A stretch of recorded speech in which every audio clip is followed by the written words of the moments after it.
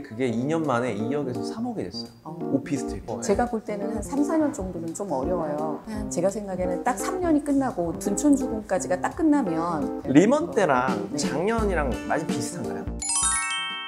저는 이제 조금 여기 이제 재개발 재건축 위주로 투자를 많이 하셨으니까 오히려 썩은 걸 더 네, 좋아하시잖아요. 맞아요. 저는 오피스텔을 이제 갭 투자로 하다 보니까 신축 위주로 하는 거죠. 그런데 선생님 같이 썩은 것만 하시는 분도 계세요. 한 가지 예를 들면 강남역에 있는 서초 프라자인가? 그런 오피스텔은 진짜 오래된 거예요. 88년도인가? 근데 그게 2년 만에 2억에서 3억이 됐어요. 오피스텔이. 그거는 어떻게? 호가가 아니라 실거래가 그렇게 됐더라고요. 뭔가 있는 거죠. 우리가 모르는 거. 그런 거 있고 청담동 경원, 네. 뭐 반포 시내 21 이런 거 보면은 다 1.5배씩 뛰었어요. 그리고 뭐 선릉역에도 보면은 무슨 교직원 공제인가 그쪽 네, 맞아요. 그쪽도 보면은 막 30년씩 된 거거든요. 그걸 노리고 투자하시는 분도 계시고, 네, 네. 저같이 순수 갭 투자만 하시는 분도 계시고. 근데 한 가지 얘기를 해드리면 제가 도시형 생활주택을 샀어요. 그래서 어느 날 전화가 와가지고 네.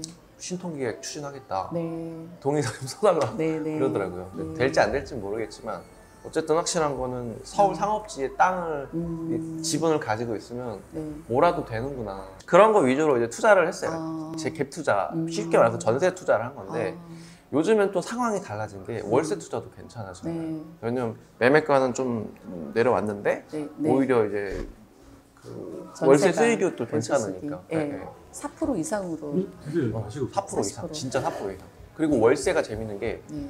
매물 대기가 있어요. 그러니까 월세, 그러니까 임차인 대기가 있어요. 네, 네. 그만큼 네. 다들 이제 월세를 선호하더라고요. 빌라왕 네, 이슈도 맞아요. 있고. 지금 서울 같은 경우에도 지방도 그럴 텐데 네. 빌라 매매도 전혀 안 되고 그 세입자가 안 들어와요. 그러니까 월세만 들어올라. 월세도 잘 안 들어와요. 아 그래요? 네. 네. 그러니까 이제 그 오피스텔로 그나마 하는데 지금 입주 물량이 그 강남 쪽에 워낙 많다 보니까 100%, 제가 볼 때는 한 3, 4년 정도는 좀 어려워요. 예, 예. 조금 그러니까 가격이 내려가겠죠. 왜냐면 신축도 가장 쌀 때 25평 같은 경우가 7억 5천까지도 됐었으니까 한 2년 정도까지는 이제 10월 정도에 개포 1단지가 6,700세대가 들어오거든요. 네. 그러니까 뭐 개포자의 4단지가 네. 그 입주가 딱 멈췄던 시기라서 네. 이제 세입자들의 또 마인드가 신축으로 막 가지는 못할 것 같아요. 그러니까 주춤주춤 하는 상황이에요. 왜냐면 입주를 딱 막았었잖아요. 네. 그 지금 4,000세대 약 이제 개포자가 들어가는 상황이고 내년 이제 원베일리도 있고 올해 이제 원베일리도 그러니까. 있고 되게 바쁘니까 제가 생각에는 딱 3년이 끝나고 둔촌주공까지가 딱 끝나면 서울은 올라간다라고 생각을 하고 3년이면 그렇죠. 네, 그 그렇게 3년이 너무 생각하고. 고통스러워. 맞아요. 근데 어차피 투자자는 네. 고통을 경험을 해야 더 큰 부자가 되는 거니까. IMF 때부터 투자를 하셨다고 하니까. IMF 지나고 리먼 좀 지날 때쯤에서 네. 예를 들어서 둔산동에 목련 3개 이렇게 있는 엄마들이 우리가 제일 불쌍하게 여겼었어요. 왜요? 정말 집 많아서 세금을 어떻게? 왜냐면 그때는, 계속 안 올랄까라는. 그다음에 인구가 줄어서 한밭초등학교라든가 문정초등학교 아이들이 다 이제 없어지는 상황이었어요. 옛날에 12반까지 있었거든요.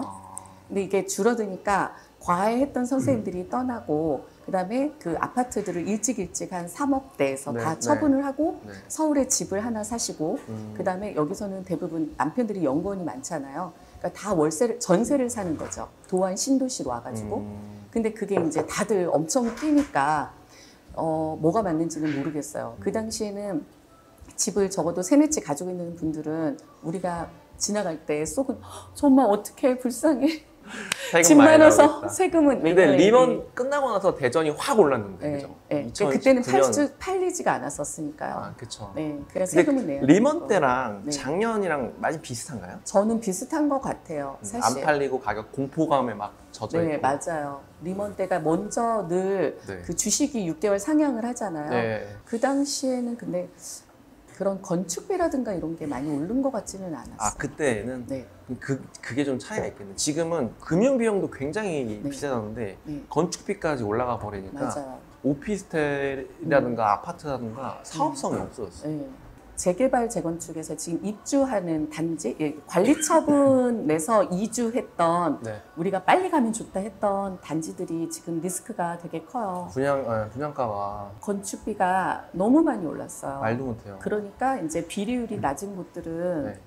이제 조합원 분담금을 너무 많이 내야 되는 거죠. 생각지도 않게 1억 이상을 내야 되는 거죠. 그런 것에 대한 리스크. 그러니까 저는 준신축에 집중을 한 거예요. 예를 들어서 오피스텔 7평짜리 3억에 절대 못 짓는다. 최근에 평택에서 아이파크 7평짜리 분양은 그게 3억이에요. 근데 강남역에 준신축이 3억이니까 이건 잘못됐다라고 보고 몸을 샀던 거죠. 그리고 그러니까 이게 같이 맞물려 가는 게 입주 물량이 줄어들 수밖에 없는 상황이 된 거예요. PF 대출이 안 되니까. 네. 작년 10월부터 그래서 아예 분양을 안 해요. 오피스텔 분양을. 근데 굉장히 재밌는 건 오피스텔 입주 물량이랑 오피스텔 가격 그래프 상관관계를 놓고 봤을 때 거의 95% 가까이 딱딱딱 맞아 떨어지거든요. 근데 2023년 가을부터 입주가 없어요. 원룸 오피스텔. 아파트 말고. 그래가지고 이제 저는 베팅을 한 거죠. 거기에 아예 이건 무조건 된다. 상관이 없다고 봤던 게 오피스텔이 오르든가 안 오르면 월세가 오르든가 둘 중 하나겠구나. 왜냐면 입주 물량이 없기 때문에. 그 전략으로 갔던 거죠. 거의 다 그럼 수도권 쪽으로 아니면 경기 남부 이렇게 가세요? 90%가 서울이에요. 서울도 대부분 이제 많이들 투자하실 때 강남에 많이 하셨거든요. 근데 저는 거꾸로 좀 투자자들 많이 들어간 데 안 좋아해서 강남 외를 많이 했어요. 뭐 신당역, 뭐 마포, 공덕, 구로, 가산 뭐 이런데. 근데 투자자들이 강남이라든가 마곡에 많이 들어갔었어요. 그런 데는 전세가 너무 많이 나오니까 이번에 금리가 올라서 전세 가격이 막 폭락하더라고요. 그리고 또 요즘 정책에 막 그 빌라 마켓 때문에 바뀌고 있거든요. 그런 데는 조금 힘들더라고요.